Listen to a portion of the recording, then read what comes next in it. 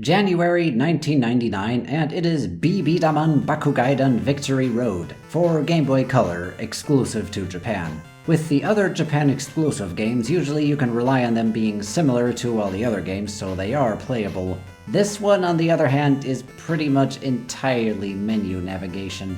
You set up a party, build a deck, play different cards in turn-based combat that affect your stats, and hopefully beat the enemies, progress across this map, and finish the game, I guess. Yeah, being based on the Bakugaidan anime that I didn't watch, I'd have even less of an idea of what's going on here story-wise. Steamy Jimmy made a guide on how to play the game without being able to read the menus, so go check that out. It's a great watch if you want to brute force your way through this, but I'm honestly gearing toward holding off on this one until there's an English fan patch or something.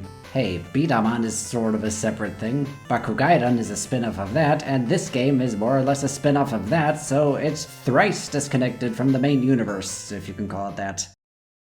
In June, we have another Club Nintendo comic to talk about. Freeze Frame. Benno here is sleeping when suddenly he is awoken by Diddy Kong in his TV screen, who says his world has been frozen over and only Benno can help him. So he's pulled through the dimension vortex, and the two of them find Yoshi freezing in the ice. After warming him up, they also find Kirby and Bomberman frozen in the ice. Yoshi thaws them out, and they reveal it was King K. Rool who froze everyone's world, so they head towards his ice castle to put an end to his misdeeds. After Kirby inhales some ice minions, K. Rool shows up, threatening them with his ice cannon, but Kirby spits the ice minions back at him. K. Rool defeated, Bomberman blows everything up to thaw the rest of the ice, and then we have this.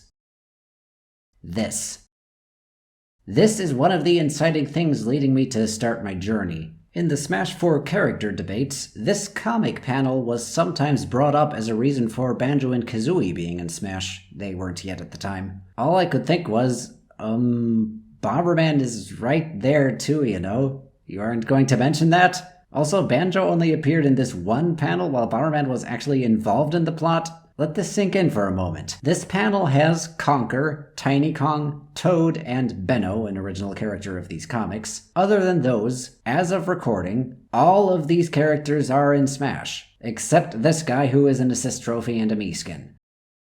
We've already reached December, and we have Baku Bomberman 2. Proof that Hero was really just a one-off, and Baku 64 is more the way 3D Bomberman is going to be. Baku 2 was localized in North America to Bomberman 64 The Second Attack, released for the N64 in Japan and North America, but not in Europe. Told you those categories would come in handy. Immediately we notice this odd fellow. Yeah, sorry to say, Keppo, but you've been axed. Say goodbye, everyone. Bomberman has a new round mascot character, based loosely on Keppo's design, it seems. This is Pommy, and there's a tutorial for us. So we mostly do the same things we did in the first Baku. Placing bombs, lifting them, spawning them in your hands, pumping them. Though we need to find a power-up to kick and throw this time around. One change to notice is that our regular bombs explode in a cross shape again, even though this is a 3D game. Let's see how that works out. Pumped bombs still explode in a hemisphere though. Chill in the menu for a while longer and we get a second part of the tutorial. Different elemental bombs with different effects, turning Pommy into different forms. We'll get to all of that in the campaign, but I should briefly cover battle mode first. So we actually have 5 different modes, but have to play through challenge modes of some of them to unlock them all. Survival mode is the standard mode we've always had, except it's more like Baku 1, and bombs explode in a cross shape. Oh, and the AI players are animals for some reason. We do still have a grid stage, except we aren't locked to the grid. We still have the open world controls, so it feels really weird to play. In Battle Royale, getting hit doesn't kill you. It's more about getting points for hitting enemies and having the most twin time ones out. In King and Knights, each team has a king character who just chills around and you have to protect him while hitting the enemy king until he runs out of hearts. You can pick him up and throw him around, which is kinda cool. In Key Trial, we're in a larger stage and have to look for the keys. First to collect 2 keys wins, and you can hit other players to make them drop their key. And finally, Score Attack, where everyone kills as many enemies as possible to get points from gathering the money they drop. Lots of modes, but I have a feeling this one is more focused on the story. Booting up the game, we have an odd intro. A long time ago, the angel created the universe, all the planets, and all life forms in it. But then the angel was torn in two parts, a goddess and a demon. Said demon brought darkness to the universe, but the goddess assembled a group of warriors who used 7 magical stones to seal away the demon. Or so they believed. Already, this is quite a different tone from the other Bomberman games. Usually it's more science fiction-y stuff like evil scientists and the like, but now it seems more like fantasy with the 7 stones, even more so than Pocket or Wars. We start a file to find Bomberman just flying through space in his shuttle with an egg, when suddenly an odd vortex appears. It's a black hole, and Bomberman can't escape and is sucked in. We awaken to hear the evil faction talking. They're called the BHB Army. Apparently, the Japanese manual says this is short for Black Hole Bang, but it can be a matter of debate what the letters stand for. The BHB guards steal the Firestone that Bomberman was apparently carrying and run off. In our cell, that egg hatches to reveal Pommy, who isn't hatching for the first time. Apparently, he can always go back into egg form to take a nap. And he isn't too keen that Bomberman just picked up a random egg somewhere. Bomberman is silent for some reason, but wails around, which replaces him explaining things to Pommy. That Firestone the BHB dude stole, that's the ancient jewel of Bomberman's people. Pommy is nice enough to slip through the bars to give those guards a beating to get the stone back for us so we can use bombs.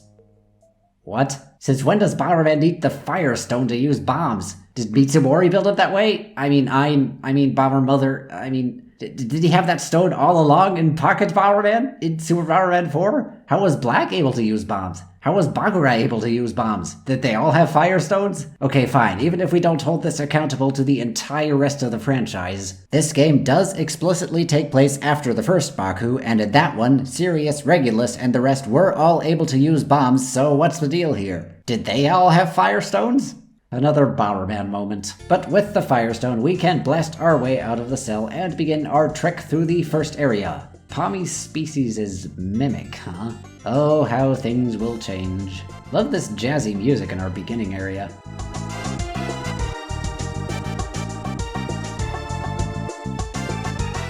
We have a health bar again instead of just one heart, and enemies have health bars, and sometimes it takes multiple hits to beat them.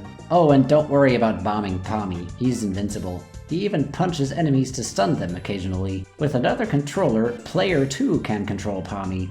Now, as companion characters go, Pommy could have been a lot worse. When he talks, it's usually during a cutscene or when entering a new room. I can't think of too many times where he interrupts you in the middle of gameplay. I could do without the third-person talk, though. Our levels are quite different from the ones in the first Baku. It's mostly a string of smaller rooms, sometimes with branching paths to flip a switch to open the other path and stuff like that. Makes it easier to figure out where you're supposed to go when compared to Baku 64, though if you were a fan of the more open exploration, you might be disappointed here.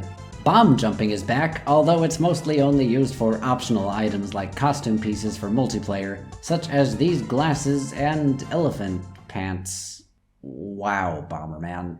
Just wow. Eventually, we make our way to this room where we face the boss of Area 1, You know what? We escaped from a cell, I'm just gonna call him Balefail. One of the 7 Astral Knights who wants the Firestone from us. He uses a bunch of fire attacks, but he doesn't have the Firestone. I do. How is he using fire attacks? Pommy sits out the boss fights. Balefail goes away in flames as we now meet Lilith, a space pirate who is also stuck in the black hole and sort of doing her own thing, although she seems to be after some mysterious jewels. She explains the black hole was created with generators so the BHB army could suck in planets and so maintain themselves. So we need to go to the 7 planets in the black hole to destroy those generators to escape. And she runs off again. Wonder if she'll be important. Bomberman has a crush. Aww. After the boss fight, we get a slightly altered version of the music.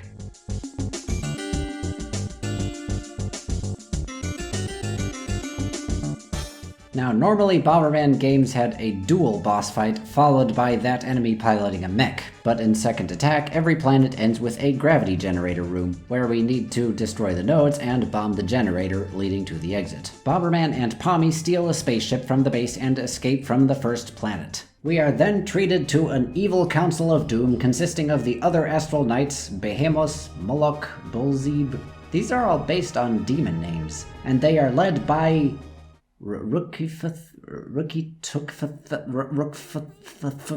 Eventually, I just settled on calling him Rockefeller. Apparently, his name is a really jarbled version of Lucifer, but I'm just gonna stick to Rockefeller. He tells his Astral Knights to beat Bomberman and get the Firestone, the last of the elemental stones from the intro that they need. Oh, and Bullzeeb is actually Regulus from Baku 64, so he did come back. His inclusion raises tons of questions, though. More on that later. Oh, the goddess from the intro is manifesting in Lilith.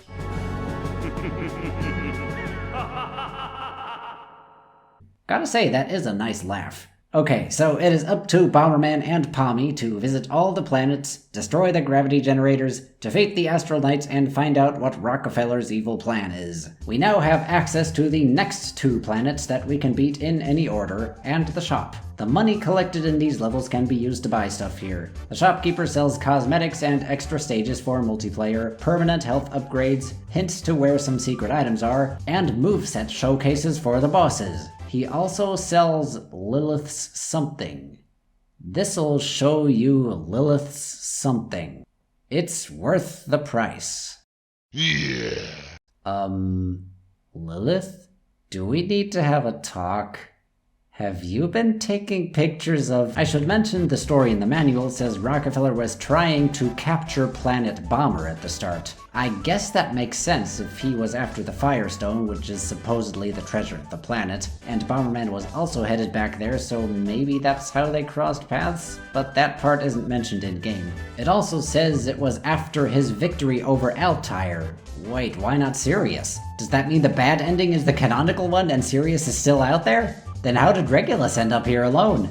The 8th elemental stone, the Celestial Stone, is mentioned right here, but isn't that sort of a spoiler? Well, whatever. Rockefeller found the celestial element and then set out to find the others. The main gimmick with Pommy, aside from being a co-op partner, is that he can change and evolve depending on what kind of food items we collect. The various forms all have different attacks, and if you're unhappy with what you got, the shopkeeper sells a potion that reverses one step on Pommy. But of course, our main new gimmick is all the different bomb types from gathering the elemental stones. They all explode in different patterns for one. Ice bombs covering a large area, hurricane bombs reaching much farther, as well as having different damage multipliers on enemies. So these fire dudes die quickly in ice, machine enemies are more vulnerable to lightning bombs, some are immune to certain types of bombs, ice bombs can be kick-stopped on top of lava to create platforms we can walk on, hurricane bombs can whirl us over gaps, and of course pumped versions of every bomb type yield another explosion, so there's a lot of variety here.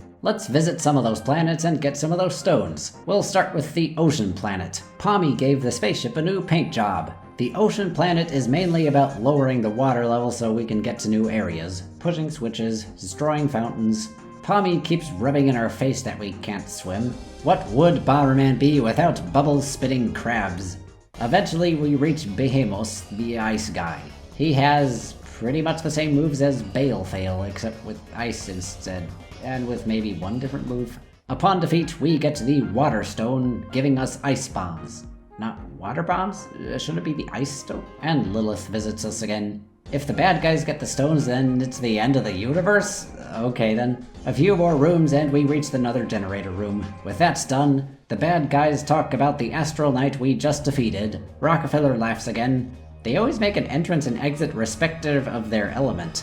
That's one way to make the cutscene longer. We don't learn anything new, save that Wind Dude is next for us. So off to Sky Planet, where we have some push-block puzzles, collect the orbs to open the gate. Here comes Ashtarth, the Wind Dude. Pommy wants to be a knight? That can be arranged. He is fast, but goes down quickly and gives us the Wind Stone.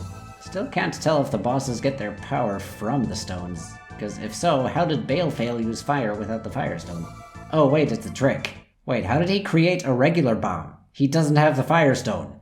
Whatever. We get the real Windstone, giving us access to hurricane bombs. Oh yeah, Lilith is back to remind us that she exists. So the Astral Knights are actually the Elemental Knights from the intro, but they've been corrupted by Rockefeller to Astral Knights. All fine and good, but what about Bulzeeb/Regulus? Was he already an Elemental Knight in the first Baku? He was evil, so was he already corrupted by Rockefeller? Was this whole corruption thing going on parallel to the plot in the previous game? How did he end up serving Altair? More block puzzles, generator room, and the evil Council of Doom meets again to talk about what we've learned today. One of those two next? Do they decide which planets become accessible to me? Oh, the goddess from the intro is called Mihaly, a take on the Archangel Michael. Electric Lady hopes she's next, so let's go to the lava planet instead. Lots of rooms, lava, Moloch, here we go. I should mention every boss has a one-hit kill charge attack, so watch out for this orange charging move. Moloch defeated, he destroys the floor, but Lilith saves us and tells us about the BHB Army's main warship. Guess we're going there eventually. Wait, we haven't destroyed all the black hole generators yet. We haven't gone to the electric planet yet. We don't have access to the ship yet. We have to go to that planet first. Is it really not thinking people would go to the lava planet first? The Earthstone in hand, we can make Navarm bombs. They spawn lava puddles that stick around for a long time. Good for taking down enemies with lots of health. They might also destroy the item they drop though, and they melt steel beams. We can go back to an earlier level and get more costume pieces. One costume set we can actually use in the campaign, the Guardian armor. With all parts, we have permanent top speed, kick, throw, and remote control. Nice! More rooms, generator room. Lava bombs now lift up platforms the way regular bombs did in the last Baku. The evil Council of Doom is getting smaller. The goddess Mihaly is manifesting in Lilith, and Rockefeller isn't happy about that. Onto the game planet with a casino theming. Doing this roulette thing over and over is annoying. But we make our way to Xyle. Lilith shows up too, but Xyle fries her. Oh, she's still alive because of the goddess, but Xyle sure isn't. Lightning stone in hand, we can make lightning bombs. Useful against mechanical enemies and for working with machines. Chase down some more enemies, generator room. Rockefeller briefly flashes us a different form. The two remaining Astral Knights don't show up though. Okay, so at this point we can already board the final warship, or go for the two final planets, where the other Astral Knights are waiting. Let's go to the amusement planet. It has a spooky house, a museum, and a roller coaster bringing us to Zoniha, the Knight of Light. Her charged attack combo kicks you in the crotch. Nobody wants that. She's about to kill everyone when Bulzeeb saves us because he wants to be the one who kills us. He then finishes her off and is going to wait for us on his planet. What is this guy's problem? With the light stone, we can make light bombs that apparently freeze time for enemies you hit, but don't seem to do anything. This clock only advances if you enter and exit this room multiple times. You're welcome. Generator room, Rockefeller is left laughing to himself. And we tackle the prison planet, looking more like a back alley than a prison, with lots of evil graffiti like cool, and cars stuck in the walls. Up the elevator to Bulzeeb, who is standing on a spike again. Now he has power as an Astral Knight. So you weren't one in the last game? Were you still just an Elemental Knight? Then why were you evil? Whatever. His gimmick is dark shadow attacks. He even makes these black hole bombs that insta-kill you. But last time you made regular bombs. Did you not have darkness powers then? You used regular bombs that we need the Firestone to make. This guy's inclusion, while following up on those lines at the end of Baku 1, just creates so much confusion. Enough hits and Lilith shows up to interfere, being more fully possessed by Mihaly. She reminds him that he was once an elemental knight. But then what was he in the last game? Okay, so Rockefeller is being possessed by the demon mentioned in the intro.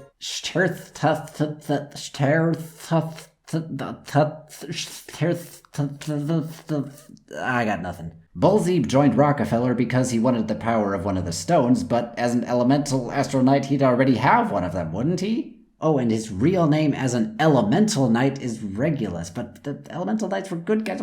He lives only to fight Bomberman. Why? Oh yeah, something about upsetting his feelings. He gives us the stone and leaves. Finally.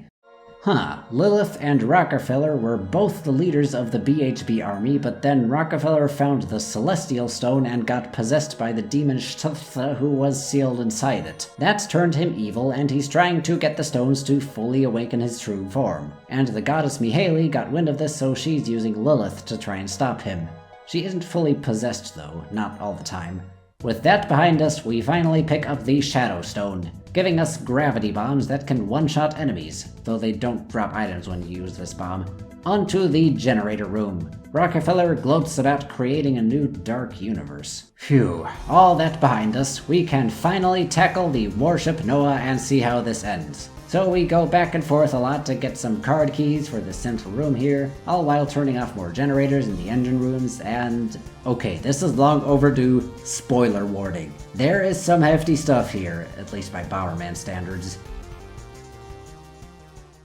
Lilith, being possessed by Mihaly, stands against us. She wants the elemental stones so she can seal away the demon. Also, this involves destroying this universe and creating a new one for some reason, which kinda sucks, so we aren't having that. And what do you know, we have to fight Lilith. Lilith's something in the shop was her boss moveset showcase. It's right next to the other showcases. Makes sense they didn't want to spoil that we have to fight her later on, but you really couldn't have phrased that any better? Okay, so let's fight Lilith. Or get combo kicked in the crotch and suplexed. Oh well, retry.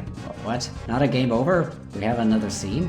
Mihaly takes the elementals away from the stones, and what's left of the stones revives us, so it's all good? Weird. So we travel across some lava and destroy some more generators, and we reach this room with Bullzeeb and Rockefeller.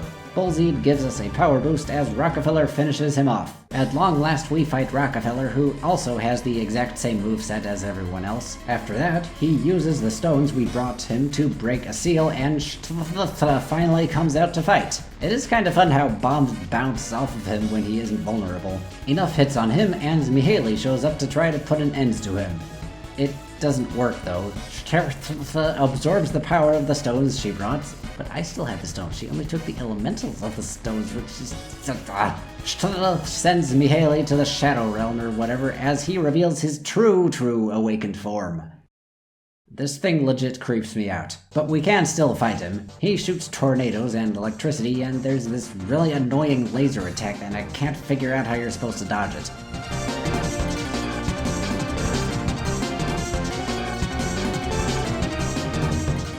Phew, finally he's gone. Lilith is back and Rockefeller returns to his senses. So we can all go home and... oh no, he's back. Lilith, Bomberman, and Pommy escape. is left laughing that he's gonna take over everything. Lilith stays behind and we fly off into space as the credits roll. The end. Well, that sucks. Good thing it's only the bad ending. Or normal ending according to the shopkeeper. This is what happens if either you didn't get the last two stones, or you did but Lilith combo kicked you in the crotch and stole the power of the stones. If, however, we get the two last stones and don't get combo kicked in the crotch but beat Lilith, Mihaly will just run off instead. So we trek through the final rooms again. Bullzeeb gets axed, we fight Rockefeller, and then semi-awaken No differences until we beat him, and then, instead of trying to seal him away again, Mihaly just contains him for a while and mentions fusing with him again? Right, the intro mentioned something like that. She goes on to say that this isn't the first universe. The Creator, the Angel of Creation and Judgment, has created many universes before this one. And if we want this universe to continue, then we'll have to take it up with the Angel. Shurthla says power and darkness is what shall rules the universe, and then this happens.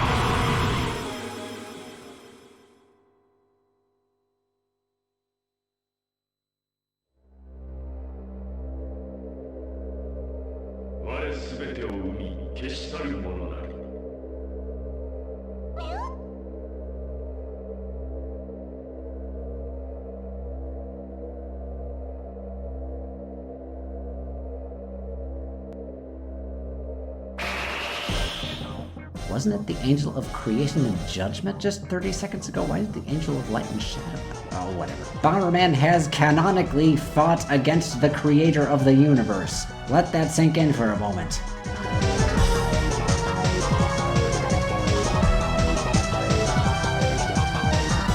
Characters that have faced gods or godlike beings? Sure, it was just this once, but Bomberman is definitely up there. So yeah, we fight the angel in an endless void. It uses similar attacks to the demon, but also a lot of new ones, all while babbling stuff in Japanese. Come on, they dubbed the first Baku, they couldn't have dubbed this. We don't kill the angel, but it does say we are defeated. So Bomberman wins. I guess convinced that Bomberman can maintain peace in the universe, the angel runs off and promises to return one day and recreate the universe if this one goes south. Finally, we get Lilith and Rockefeller back. He's no longer evil because he isn't possessed. And all the knights come back to life because why the hell not, and they aren't evil anymore. They're back to being the elemental knights fighting for justice. Even Bullzeeb is back, now going by Regulus again, and he wants to fight us again sometime. Please no. You created enough continuity issues in this game. So Lilith and Rockefeller will travel about the universe together, Bomberman returns home with Pommy, and we are treated to some older scenes from the game, except Bomberman talks in them now. What he says isn't that interesting though. And we have fake outtakes like Lilith hurting her foot at the start. The previous universes could be seen as an explanation for why these games contradict each other. Maybe some of them took place in separate universes created by the angel. Wouldn't explain why they still do connect sometimes, though. I'm not a fan of this theory. I think parallel universes are kind of boring because it's just a difference must be a parallel universe. No thought involved. Nothing more complicated, just everything is a parallel universe at the end. Not my favorite, but it is a valid theory. You know, Regulus created lots of questions. The Firestone as the legendary treasure of Planet Bobber makes no sense. The bosses were all the same. Bomberman having a crush on Lilith is never followed up on. This game has a lot of issues, and yet I'm still really blown away by it. The music certainly helps. It's way more grandiose than it has any right to be. Cliched or no, they were ambitious with this one. They were aiming for something. Let's see if they keep that up.